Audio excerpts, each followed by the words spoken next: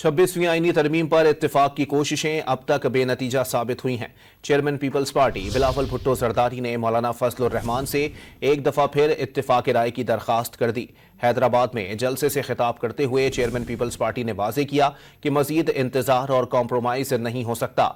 वाज़ेह किया कि अपोजिशन दरवाज़ा बंद कर देगी तो मुतनाज़ा रास्ते पर चलना पड़ेगा, उस रास्ते पर नहीं चलना चाहते।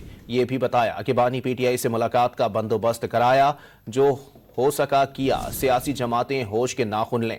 तारीख में पहली बार आईनी तरमीम अक्सरियत की बुनियाद पर होने जा रही है। हैदराबाद में जलसे से खिताब करते हुए चेयरमैन पीपल्स पार्टी ने वाज़ेह किया कि मज़ीद इंतजार और कॉम्प्रोमाइज़ नहीं हो सकता।